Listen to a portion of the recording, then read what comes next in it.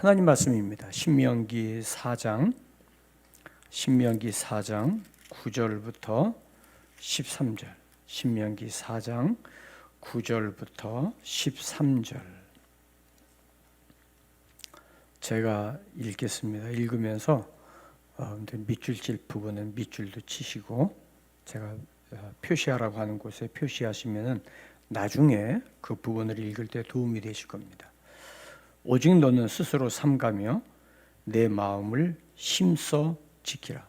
그리하여 내가 눈으로 본 그 일을 잊어버리지 말라. 내가 생존하는 날 동안에, 생존하는 날, 평생이라는 말이죠. 그 일들이 내 마음에서 떠나지 않도록 조심하라. 너는 그 일들을 내 아들들과 내 손자들에게 알게 하라. 거기 밑줄 쳐주세요.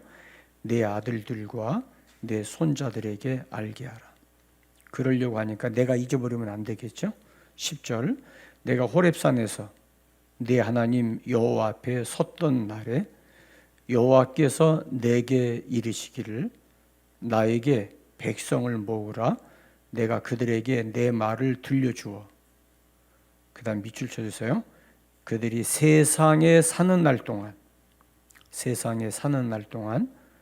나를 경외함을 배우게 하며, 배우게라는 단어, 그 자녀에게 가르치게 하리라 하시며, 가르치게.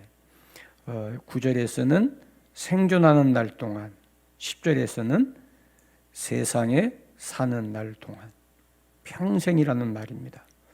하나님을 경외한다는 것은 평생 배워야 되는 거예요. 평생. 이거 여러분들이 놓치면 안 됩니다. 11절. 너희가 가까이 나와서 산 아래에 서니 그 산에 불이 붙어 불길이 충천하고 어둠과 구름과 흑암이 덮였는데, 자, 거기 불길이라는 단어와 동그라미 쳐주세요. 어둠, 구름, 흑암. 다 동그라미 쳐주세요. 12절. 여호와께서 불길 중에서 너희에게 말씀하시되 음성뿐이므로 너희가 그 말소리만 듣고 형상은 보지 못하였느니라. 여호와께서 그 언약을 너희에게 반포하시고 너희에게 지키라 명령하셨으니 곧 십계명이며 두 돌판에 친히 쓰신 것이라. 우리 11절 말씀, 이 설교하기 전에 우리가 좀 짚으려고 그러는데요. 불길이 충천했다, 치솟아 올랐다는 얘기예요. 근데 불이 있는데 어떻게 어두움이 있어요? 불이 있는데 어떻게 흑암이 있어요? 우리는 어두움을 정의할 때 빛이 없는 상태, 빛이 없으면 어두움이라고 이야기를 하죠. 근데 그거는 일반적인 상식이에요. 근데 하나님께서 임재해 계신 곳이 빛도 있지만 때로는 하나님의 임재가 어두움일 수도 있어요. 하나님의 임재가 흑암일 수도 있어요. 그래서 우리 이전에 앞서간 신앙의 선배들이 하나님의 임재를 이야기할 때 어둠 속으로 나를 이끌어 주소서라고 하는 기도를 합니다. 성요한, 십자가의 성요한이 그 기도를 하는, 어두운 밤이라고 하는 유명한 시를 썼어요. 그 시 한 편을 가지고 책이 한 권이 나와요. 시 한 편인데 그 시를 해설하고 이해한 것을 책으로 쓴 거죠. 그러니까 하나님이 계신, 하나님이 임재하셨는데 어두움이다. 그러면서 하나님 나를 당신이 계신 어두움으로 인도하옵소서. 참 심오하죠? 참 심오한 이야기예요. 그래서 오늘 말씀의 제목입니다. 경외함의 신비. 경외한다는 말의 신비. 오늘 공동의회이기 때문에 말씀을 길게 전하지 않겠습니다. 1987년에 워커 벌시라고 하는 분이 소설을 하나 발표했어요. The Thanatos Syndrome이라고 하는 소설입니다. 타나토스라고 하는 말은 죽음에 대한 사신인데 죽음의 신드롬 그렇게 볼 수 있겠죠.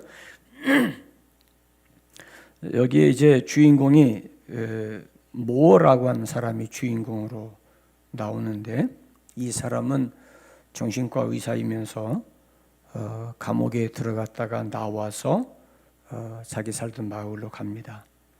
실존적 불안을 느낍니다. 실존적 불안. 내가 있는데 불안한 거죠. 여러분, 오늘 이 시대가 사람들이 한결같이 불안을 느껴요. 외로움을 호소하고 주변에 아무도 없어서가 아니라 사람들이 실존적 불안을 느낍니다. 그래서 1987년에 발표한 이 타나토스 신드롬이라고 하는 이 소설이 어떻게 보면 이 시대를 관통하는 그런 아주 예언적 소설로 사람들이 봅니다. 그러면서 이 사람이 리더가 되어서 그가 속한 공동체를 파멸로 이끌어갑니다. 파멸로. 이 소설에서 이야기하는 게 인간의 퇴행, 발전이 아니라 퇴행이 생태학적 타락을 가져온다고 이야기를 합니다. 과학이 발달하고 문화가 발달하고 그러는데 자연계가, 생태계가 파괴되는 거죠. 그건 우리가 지금 다 보고 있는 거예요. 그래서 결국 이 세상이 다 미쳐버리는 겁니다. 이 소설의 줄거리예요. 사람이 다 미쳐서 현실을 통제할 통제력을 상실해 버립니다. 그럼 어떻게 되죠? 그러면 이제 이를 통제하려고 하면 이 소설에서는 그 이야기는 하지 않는데 어떤 강한 권력이 나오는 거죠. 독재가 등장하게 되는 거예요. 그러면서 이 소설에서 말하는 게 소통의 장애, 대화가 안 돼요. 서로 이해를 못 해요. 왜 그럴까요? 자기 주장이 옳다고 생각하는 거죠. 마치 바벨탑을 쌓다가 언어가 서로 달라서 바벨탑 쌓기를 그만두는 것처럼 소통의 장애가 이해하지 못하고 서로 신뢰하지 못하는, 어쩌면 이 소설에서 이야기하는 것처럼 지금 우리가 살고 있는 이 시대가 딱 그렇지 않은가 하는 생각이 들어가요. 그리고 이 소설에 또 한 사람이 등장하는데 성직자입니다. 가톨릭 신부인데 이 토마스라고 하는 신부가 등장하는데 이 소설에서 이 성직자가 소명을 잃어버려요. 내가 무엇을 해야 되는지, 내가 왜 성직자가 되었는지를 잃어버리는 겁니다. 그래서 윤리적 딜레마에 빠지게 되어져요. 이 소설에서 이야기하고자 하는 핵심이 뭐냐 하면 무엇을 해야 하는지 모르는 시대. 무엇을 해야 하는지 모르는 시대. 아버지가 무엇을 해야 하는지 모르고 어머니가 정말 무엇을 해야 하는지 모르는 시대. 요즘 아이들 이 동성애 차별금지 아이들 그 교과서에 엄마에게도 사랑할 수 있는 권리가 있다. 이런 얘기. 아버지도 사랑할 권리가 있다. 그러면 부부를 내버려 두고 다른 사람을 사랑해도 할 수 있는 권리가 있다 하는 걸 아이들에게 가르치면 어떻게 보면은 인간의 권리라고 생각할지 모르겠지만 우리가 기억해야 될 것은 르네상스 이전과 이후의 세계의 변화입니다. 르네상스 이전에는 문학과 예술의 포인트가 절대자 신 하나님에 대한 것이 주된 내용이었어요. 그래서 하나님을 표현하고 신앙을 표현하고 고백하는 것이 문학과 예술이었어요. 근데 르네상스 이후에 하나님에 대한 관점을 인간에 대한 관점으로 바꿉니다. 그래서 인간의 존엄성, 인간의 인권, 인간의 아름다움이 주목받기 시작하죠. 그러면서 인간의 권리를 통해서 목적을 상실하고 방향 감각이 실종되어 버리는 그림자가 드리워지기 시작합니다. 인간의 감각적 욕망에 점점 몰입하는 거죠. 내 안에 어떤 욕망이 있냐? 그거는 본능이다. 인간의 욕망은 아름다움이다. 이렇게 하면서 이 타나토스 신드롬에 빠져들고 있는 게 오늘 지금 우리가 살고 있는 시대예요. 1987년에 발표한 이 소설이 현실이 되고 있는 것을 우리가 보게 됩니다. 인간의 권리라고 하는 게 결국은 우리가 성경으로 보면 인간의 권리는 타락적 본능이에요. 인간의 권리가. 그게 성경이 보는 인간의 권리예요. 그래서 인간의 권리를 자극한 것이 선악과를 따먹게 되어지고 퇴행적 타락의 본능을 가지고 있는 거죠. 이거를 구원받은 하나님의 백성들이 하나님의 은혜와 거룩함이라고 하는 하나님의 도구로 그거를 통제하고 신앙인으로 살아가는데 오늘 이 시대가 이거를 빼앗아 버린 거죠. 그래서 인간의 탐욕과 관능적 충동에 의해서 신앙적 권리를 포기하는 거예요. 그러니까 무엇을 해야 하는지 모르는 거죠. 그냥 공동체 소속감만 가지고 있어요. 권리는 있어요. 근데 내가 해야 될 의무를 상실하는 거예요. 의무를 상실하는 거예요. 교회는 다녀요. 오래됐어요. 몇십 년 됐어요. 근데 교회에서 내가 무엇을 해야 하는지 의무를 가면 갈수록 상실하고 있어요. 교회 나오는 것으로 내 할 일 다 했다고 하는 이런 퇴행적 사고가 우리의 신앙을 좀먹는 거죠. 그리고 이 시대의 문학과 예술은 정상의 비정상화, 거꾸로 뒤집어 보는 그게 예술의 포인트가 됐어요. 그러다 보니까 퇴행적 타락이나 관능적 욕망을 미화시키는, 오히려 그걸 아름다운 것으로 인간의 본능으로 추구하는 시대에 우리가 지금 살고 있어요. 앙드레 김이라고 하는 우리나라의 세계적인 대표적 디자이너가 있었죠. 10년 전에 세상을 떠나셨는데 그분에 대해서 앙드레 김 그러면은 잘 몰라요. 사람들이 디자인 계통이 있지 않는다면 이분이 책을 쓰지 않았어요. 근데 단 신문사 기자를 통해서 글을 남긴 게 있어요. 제가 그 책을 보면서 왜 이분이 세계적인 탑 디자이너들에게 존경받는가를 알게 됐어요. 이분이 늘 흰 옷을 입고 나타나고 머리는 쫙 눌러가지고 뭔지 모르고 말도 어눌하게 외국어를 하는 건지 한국말을 하는 건지 말도 어눌하게 그러셨어요. 뭐 이런 말, 앙드레 김 같은 언어가 여러분들이 아마 기억에 남을 거예요. 어떤 분은 이분을 이야기할 때 그 게이 아니야? 동성애자 아니야? 이렇게 보는데 그렇지는 않고요. 제가 이분의 철학을 보면서 깜짝 놀란 게 있어요. 이분은 한 달에 아무리 못 가도 3번, 4번, 5번 음악회, 뮤지컬을 반드시 가요. 이분은. 그리고 맨 앞줄 전 좌석을 이분이 표를 다 삽니다. 그럼 어떤 건 자리 하나가요 20만 원, 30만 원이에요. 비싼 건 50만 원 합니다.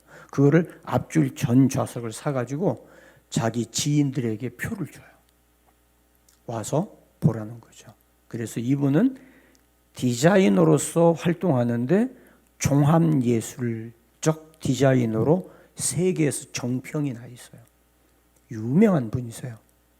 저는 이분을 보면서 제가 깜짝 놀랐던 것이 앙드레 김이 바라본 여성의 미학. 그거는 소위 말하는 이 어떤 성적인 매력이 있는 디자인이 아니라 여성의 몸은 최대한으로 보호돼야 된다. 그래서 관능적 디자인을 이분은 평생 하지 않았어요. 자신의 몸을 드러내는 디자인이 아니라 우아함과 고상함을 가진 디자인으로 유명한 분이세요. 마이클 잭슨이 이 앙드레 김의 의상을 보고 수십 벌을 주문해서 사가지고 가면서 자기의 전속 디자이너가 돼달라는 요구를 합니다. 그러면 돈 어마어마하게 벌어요. 근데 앙드레 김이 정중하게 사양합니다. 왜 그런지 아세요? 나는 코리안이다. 나는 한국 사람이기 때문에 어느 한 사람에게 종속된 디자이너가 될 수 없다. 이분 나라에 대한 사랑이요 탁월한 분이세요. 그러면서 이분이 말하는 게 여성이 자신의 몸을 관능적으로 표현하기 시작할 때 여성의 매력은 떨어진다. 저는 깜짝 놀랐어요. 자기의 몸을 관능적으로 드러내는 일을 멈춰라. 그래서 이분은 그런 사람하고 상대를 하지 않으세요. 무엇을 해야 하는지 모르는 시대, 타나토스 신드롬을 통해서 죽음을 정당화하고 죽음을 보편화해서 스스로 목숨을 끊고 자살하는 것을 마치 아름다움인 것처럼 끌어가는 신드롬, 이게 멈추지 않으면 우리 사회는 갈수록 퇴행하고 말 겁니다. 미국 서든 베프티스트에서 공부를 하고 지금 대전 침신에서 구약학 교수로 있는 이형원 교수가 아주 귀한 논문을 하나 쓰셨어요. 하나님 경외 사상의 다양한 의미에 근거한 야레란 말은 하나님을 경외한다는 말인데 야레의 한국어 번역 제안이라고 하는 아주 귀한 논문을 쓰셨어요. 이 논문에서 이분이 귀한 이야기를 합니다. 이 하나님을 경외한다고 하는 이 단어가 구약 성경의 가장 대표적인 핵심 주제다. 물론 이분이 연구한 건 아니에요. 구약학자들의 연구를 이렇게 집약하셨는데, 그러면서 잠언 1장 7절 여호와를 경외하는 것이 지식의 근본이라. 시편 31편 19절 주를 두려워하는 자를 위하여 쌓아두신 은혜 곧 주께 피하는 자를 위하여 인생 앞에 베푸신 은혜가 어찌 그리 큰지요. 이 본문을 세번역 성경을 소개했어요. 주님을 경외하는 사람에게 주시려고 주님께서 마련해 두신 복이 어찌 그리 큰지요. 주님께서는 주께 피하는 사람에게 복을 주십니다. 성경 구절 제가 알려줬는데 하나도 안 띄우네. 됐어요. 오케이. 스톱. 근데 이제 이분이 말씀하는 게 구약의 대표적인 단어들 몇 가지가 있는데, 언약을 의미하는 베리트라고 하는 단어가 287번, 그리고 공의, 하나님의 의에 대한 단어가 이 차다크라고 하는 단어가 523번, 그리고 이 샤파트라고 하는 단어, 정의 재판이라는 단어가 422번. 그런데 경외하다라는 단어, 이 야레라고 하는 이 단어가 436번. 다시 말하면은 하나님을 경외한다는 말이 우리에게 얼마나 중요한 용어인가 하는 거예요. 근데 오늘 본문에서 하나님 경외하기를 네 평생을 두고 배워라. 평생. 하나님을 경외하는 것에 대한 설교 한 번 듣고 끝나는 게 아니라 평생, 내 일생 동안에 봄, 여름, 가을, 겨울, 기쁠 때나 슬플 때나 건강할 때나 병들었을 때나 어떤 상황이 바뀌어도 그 상황 속에서 내가 어떻게 하나님을 경외한다는 것을 드러낼 수 있을까? 하나님을 경외하는 삶을 살아갈 수 있을까를 끊임없이 연구하라는 이야기예요. 그림 하나 보여드릴 텐데, 네덜란드 화가 요하네스 페르메이르라고 하는 화가가 1664년에 그린 그림입니다. 저울을 가진 여인이라는 이 그림인데, 이 그림이 몇 군데 포인트를 보여드릴 거예요. 이 그림에 보면 맨 왼쪽 앞에 창문에 빛이 들어오는 그림이에요. 이거를 보면 이 때가 언제인가를 알 수 있어요. 지금 이 그림의 시간이 아침이 되었는데 아직 커튼을 열지 않았어요. 커튼을 열지 않았다는 말은 아직 아침을 시작하지 않았다는 거예요. 밖에는 지금 날이 밝아서 아침인데 아직 커튼을 열지 않은 상태의 그 빛이 방 안을 비춥니다. 그리고 이 여인이 손에 저울을 들고 있어요. 이 저울을 왜 아침에 일어나자마자 하루를 시작하기 전에 저울을 들고 있을까? 무엇을 달아보려는 걸까? 그 책상에 보니까 진주 목걸이도 있고 금 목걸이도 있고 보니까 보석들, 내가 가장 소중하게 여기는 것들이 놓여 있고 그걸 뭘 새삼스럽게 저울을 갖다 놓고 달아보려고 하는 걸까? 근데 이 화가가 이 그림을 통해서 우리에게 던져주는 메시지는, 너는 네가 소중하게 여기는 너의 보물들, 네가 가장 가치 있게 여기는 그것들, 과연 가치 있는 걸까? 네가 소중하게 여기는 재물, 돈, 없으면 죽을 것 같지만 그 돈이 정말 너에게 가치 있는 걸까? 너 한번 달아봐야 되지 않겠어? 하루를 시작하기 전에. 네가 소중하게 여기는 그것이 정말 소중한 건가? 지금 이 메시지예요. 그러면서 이 여인의 그 뒤를 보면 액자가 하나 걸려 있는데 그 액자의 그림은 최후의 심판입니다.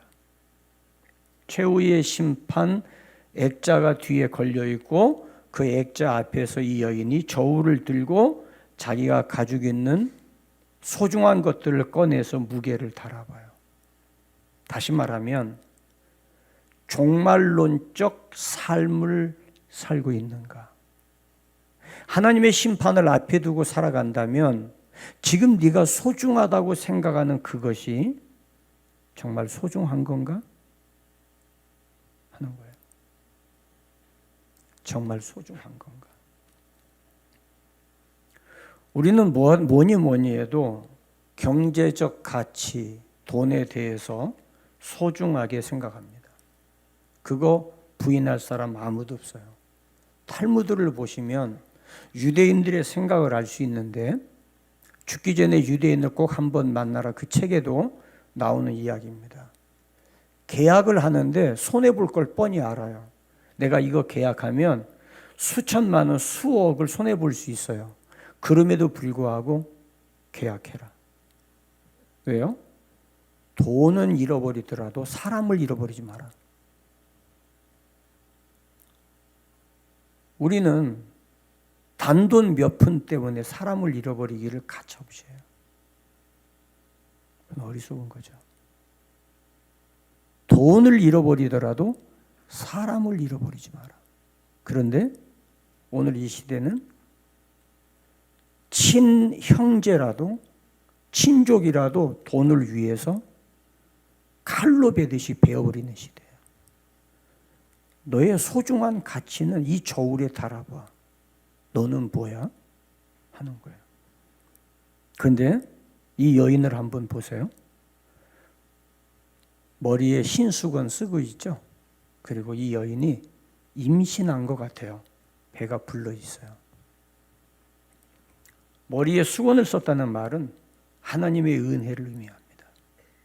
하나님의 은혜, 하나님의 사랑, 내가 하나님의 은혜 아래서 나의 모든 허물과 죄를 덮고 하나님 앞에서 내가 오늘 하루를 어떻게 살아갈 것인가. 내 안에 아이가 있어요. 미래가 있습니다. 오늘이 끝이 아니에요.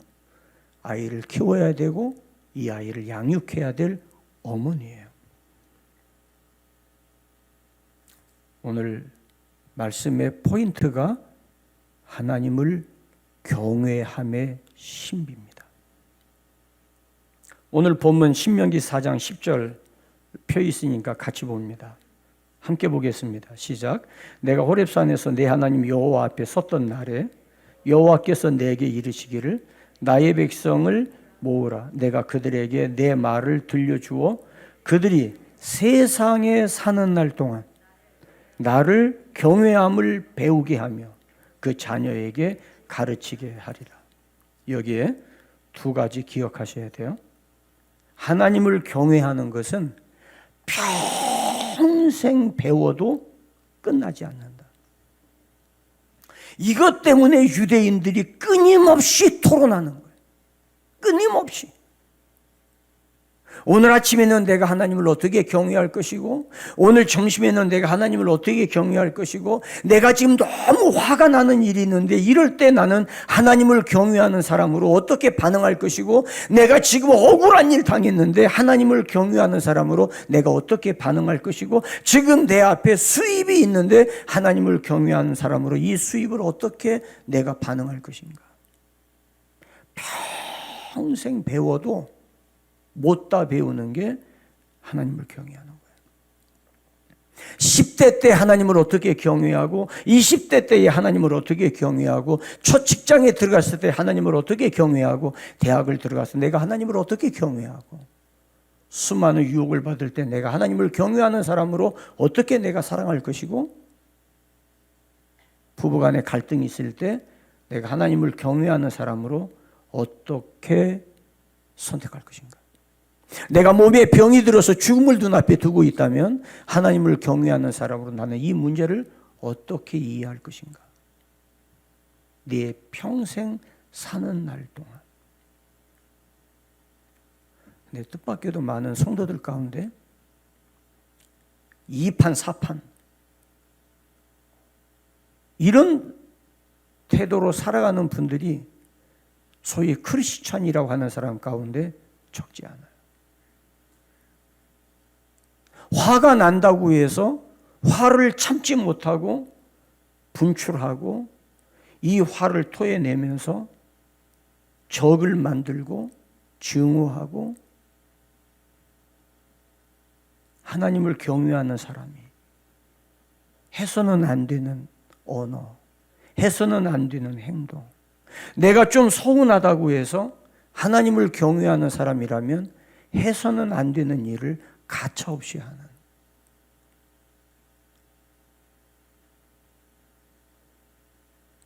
내 손에 저울에 달아봐라.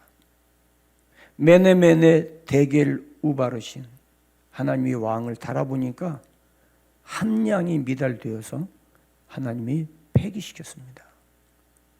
그렇게 되면 안 되잖아요.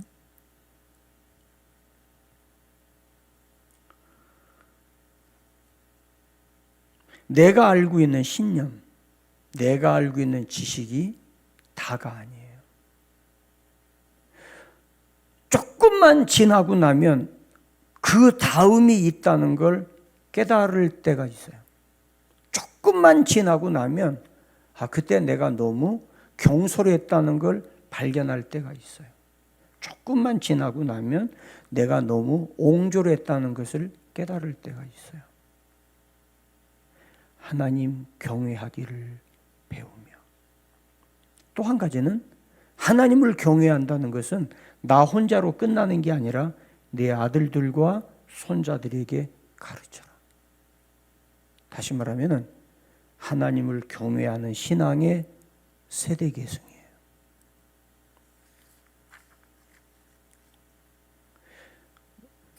진리와 상관없이 하나님의 말씀과 상관없이 내가 서운한 것 때문에 신앙을 배반하는 사람들이 너무 많아요. 너무 많아요.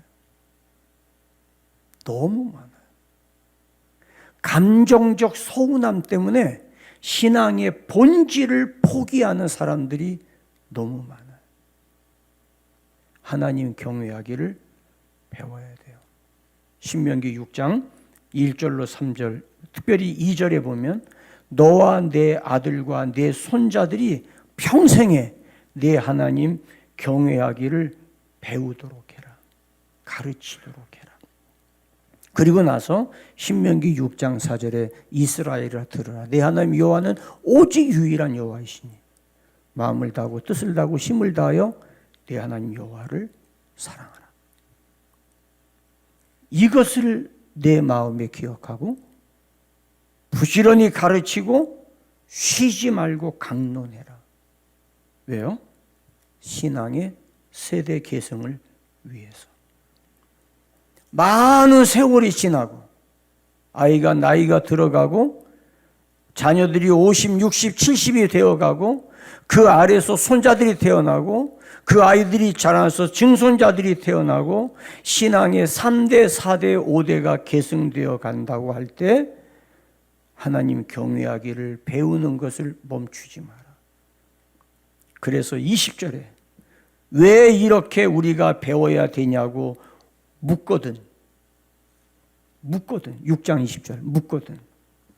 21절 종되었던 집에서 인도하여 낸 너희 하나님인 걸 기억해라. 그리고 가르쳐라.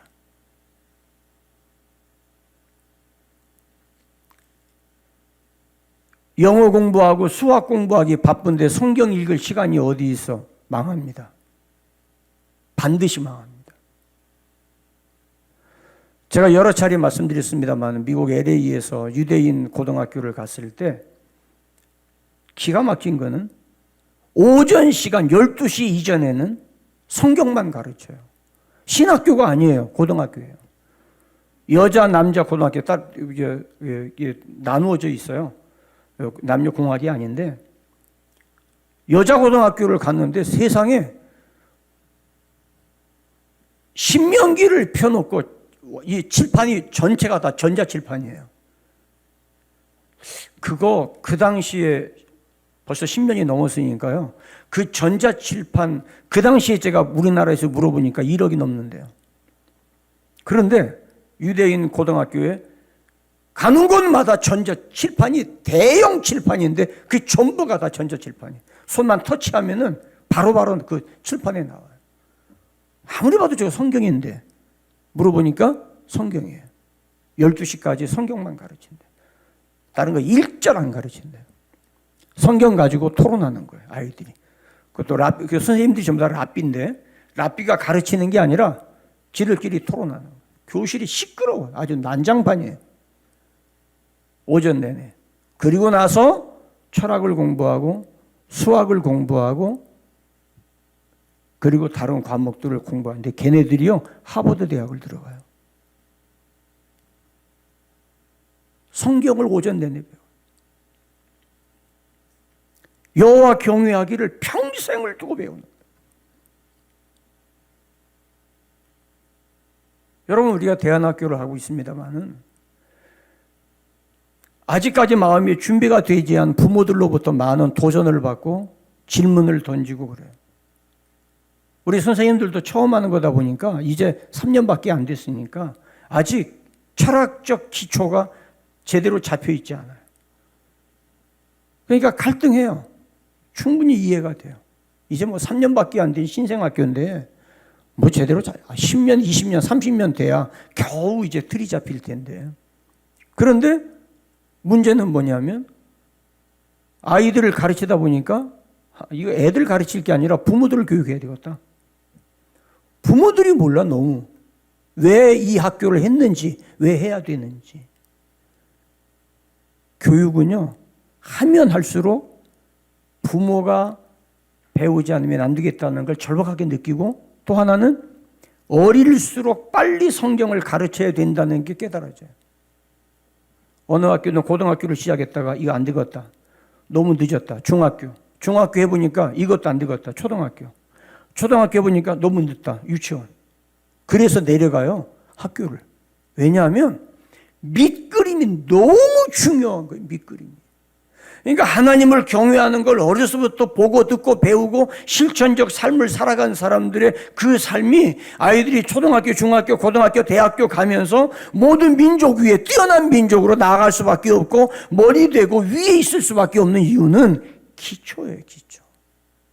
기초가 튼튼하면 어떤 건물을 지어도 흔들리지 않는 거죠. 그래서 신명기 17장 19절에 평생에 이 말씀을 옆에 두고 읽어서 하나님 경외하기를 배우고 지켜 행하도록 해라. 내 옆에 두고, 평생 옆에 두고 읽고 배우고 가르쳐라. 신명기 31장 9절로 13절에는 매 7년마다 초막절을 지키고 초막절 마지막 끝에는 내국인이든 외국인이든 모두 모아놓고 율법을 낭독해라.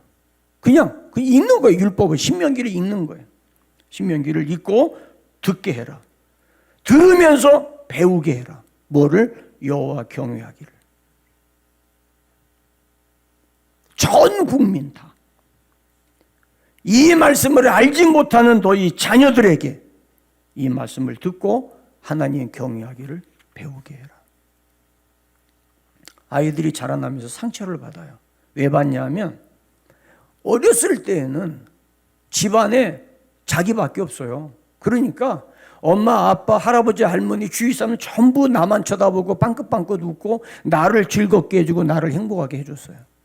그런데 아이가 자라나면서 생활이 바뀌어야 되잖아요. 한없이 기저귀 찰 수는 없잖아요. 기저귀 빼야죠. 배고플 때 아무 때라도 전 먹여주고 우유 먹여주던 게 아니라 밥을 먹어야 되죠. 근데 음식이 입에 닿기 시작하면서 기호품이 생겨요. 좋아하는 음식, 싫어하는 음식이 생깁니다. 근데 부모는 골고루 영양을 섭취하기 위해서 이것도 먹어야 돼, 저것도 먹어야 돼 가르치는데 애들은 싫어해요. 먹는 것도 내 맘대로 못해? 애들 그럴 수 있어요. 그래도 설득시키고 먹도록 해야 돼요. 어렸을 때는 아무거나 해도 되지만 자라나면서 자기가 한 행동에 대한 책임을 느끼도록 가르치는 거예요. 근데 이게 모든 교육이 A부터 Z까지 잘한 것만 해서 배우는 건 없어요.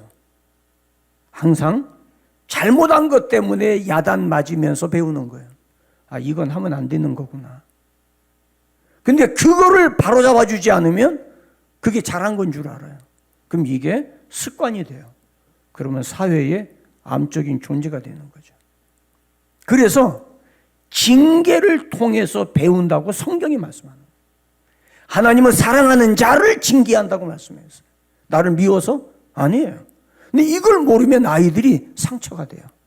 평생을 두고 상처로 끌어안아요. 어리석은 거죠.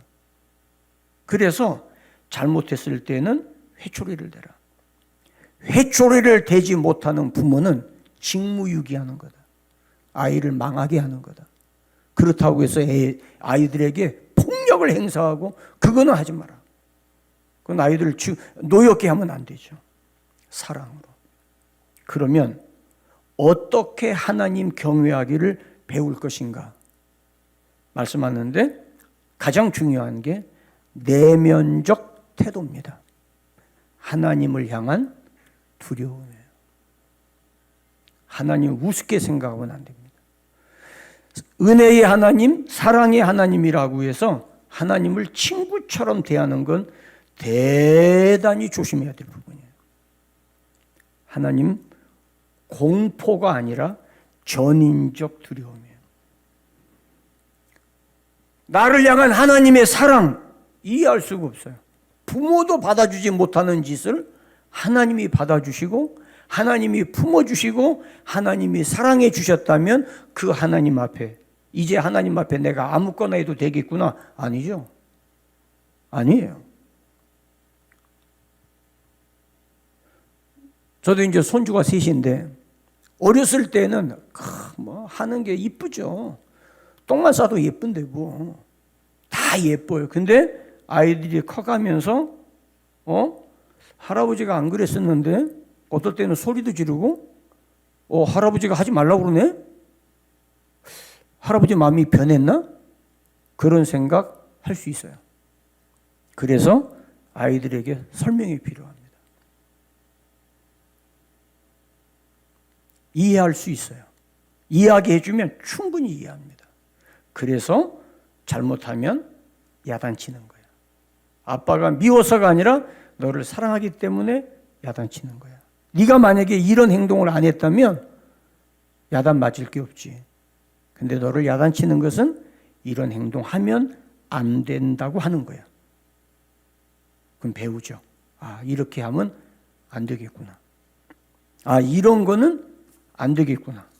그래서 내가 잘못했을 때 하나님의 징계가 있고 따끔하게 내가 하나님 앞에 야단 맞을 때 감사할 수 있어요.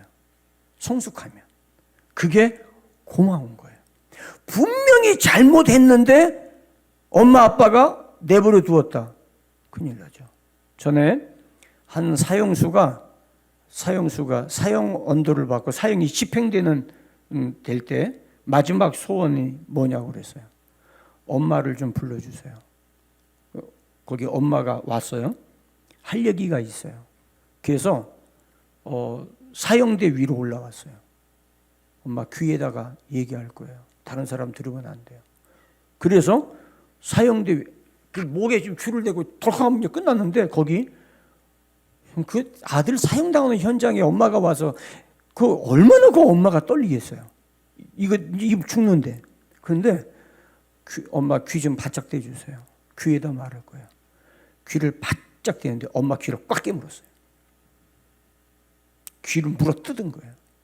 그러니까 사형 집행관부터 시작해서 이 하나의 나쁜 놈 다 욕을 했죠.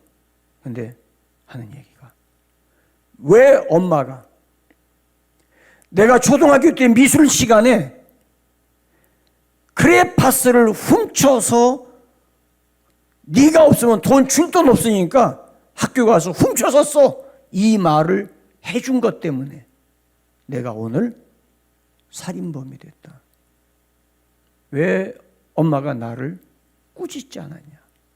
왜 도둑질이 정당한 것처럼 가르쳤냐 하는 거예요. 하나님을 경외하는 것은 죄를 지은 사람이 가지는 두려움이에요. 아담과 하와가 범죄했을 때 숨었죠. 반면에 하나님의 임재가 있으면 두려워요. 가시떨기나무 앞에 선 모세가 두려웠던 것처럼. 이 두려움이 단순한 두려움이 아니라 하나님을 공경하는 대로 나아갑니다. 경외한다는 말은 존경하는 마음으로 공경하게 만들어요. 하나님을 공경한다면, 하나님을 경외한다면 내 부모를 공경해라. 그게 내 부모만이 아니라 부모를 공경할 줄 아는 사람이 리더를 공경할 줄 알아요. 리더십에 순응할 줄 알아요. 부모에게는 공경하면서 다른 리더에게 공경하지 않는다면 여러분 그것은 하나님을 경외하는 자의 올바른 태도가 아닙니다. 내가 하나님을 경외한다면 내 부모에 대해서 어떻게 할 것인가? 십계명에 가르쳤어요. 내 부모를 공경하라고. 어떻게? 존경하는 마음을 다해서 겸손하게 공경하라. 겸손하게. 같은 방법으로 레위기 19장 30절에 보면 하나님의 성소를 귀하게 여겨라. 예배 장소예요. 하나님을 경외한다면 하나님의 교회를 귀하게 여길 줄 알아요. 아멘입니까? 정말 하나님을 경외하는 신앙을 가진다면 교회는 건물이 아니야, 에클레시아 있다고 소리 하지 않아요. 정말 하나님을 경외하고 에클레시아가 귀한 줄 안다면 교회도 귀한 거예요. 건축물도 귀한 거예요. 건물은 중요하지 않다고 낙서하고 어지럽히고 더럽히고 그러지 않아요. 정말 내면적 하나님을 경외하는 마음의 태도가 있고 하나님을 공경하고 존중하는 태도가 있다면 우리가 모여 예배드리는 공간에 대해서 귀하게 여기는 마음을 갖게 되어져요.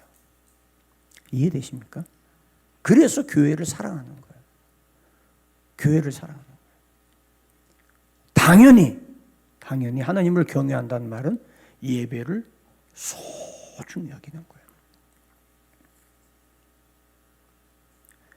일찍 오고 늦게 오고 끝나기 전에 찬송 부를 때 태도, 말씀 듣는 태도, 기도하는 태도, 하나님을 내가 정말 경외하고 있다면 예배에 정성을 다해서 영과 진정으로 예배에 임하게 되어지는 거예요.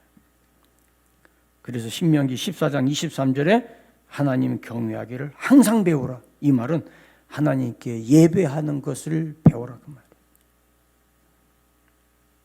시편 5편 7절 말씀 한번 같이 볼까요? 시편 5편 7절 같이 봅니다. 시작. 오직 나는 주의 풍성한 사랑을 힘입어 주의 집에 들어가 주를 경외함으로 성전을 향하여 예배하리다. 세 가지. 풍성한 사랑, 주를 경외함으로, 그 다음에 성전을 향하여 예배하는. 사랑과 경외함과 예배가 하나로 묶여 있어요. 하나로. 진정한 부흥은 예배의 회복이라고 하는 이유가 거기에 있어요. 그래서 우리가 예배할 때 난 이 노래 잘 몰라도 온 마음을 다해서 그 찬송을 부르는 가운데 하나님의 임재를 온 몸으로 경험할 수 있어요. 때로는 시편에서 하나님을 경외한다는 단어를 예배라는 말로 바꾸어도 충분히 이해가 되는 곳이 있어요. 시편 128편 4절로 6절, 145편 19절, 147편 11절 이런 곳은 경외라는 단어를 예배로 바꾸어도 전혀 손색이 없어요. 그만큼 하나님을 경외한다는 것은 예배하는 것과 직결되어 있어요. 우리 찬송가 한번 9장을 한번 불러봐요. 찬송가 9장.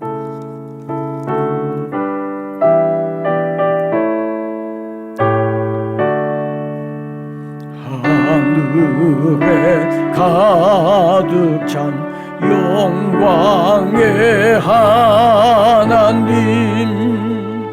온 땅에 충만한 존귀하신 하나님, 생명과 빛으로 지혜와 권능으로 언제나 우리를 지키시는 하나님, 성부와 성자와 성령 상위의 하나님,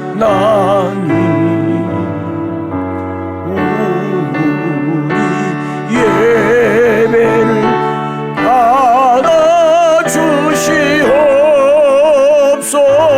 받아주시옵소서. 이 찬양은요, 한국 사람이 지은 찬양이에요. 너무 아름다운 찬양이에요. 2절 사랑이 넘치는 자비하신 하나님, 은혜가 풍성한 구원의 하나님, 참회의 심령에 평안을 주시옵고 죄악과 허물을 용서하여 주소서. 3절입니다. 참 이 3절이 우리가 이 3절을 알고 이 찬양을 부르면 예배를 통해서 주시는 은혜를 경험할 수 있어요. 연약한 심령을 굳게 세워주시고 예배를 통해서 우둔한 마음을 지혜롭게 하시고 주의 뜻 받들어 참되게 살아가며 주 말씀 따라서 용감하게 하소서. 오늘 우리의 예배를 통해서 이 은혜가 있기를 바라요. 우리 3절만 한 번 더 부르봅니다. 연약한 심령을 굳게 세워주시고 우둔한 마음을 지혜롭게 하시고 주의 뜻 받들어 참되게 살아가며 주 말씀 따라서 용감하게 하소서. 권능과 지혜와 사랑 은혜의 하나님 우리 예배를 받아 주시옵소서.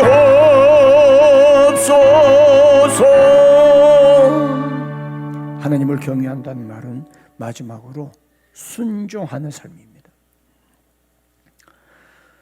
하나님을 경외한다면 순종하는 거죠. 신명기 5장 29절, 6장 24절, 8장 6절, 10장 12절 13절, 13장 4절, 14장 23절, 17장 19절 모두 똑같이 하나님을 경외한다면 순종이에요. 어디까지 순종이에요? 모리아산에서 아들을 제물로 드렸던 아브라함처럼.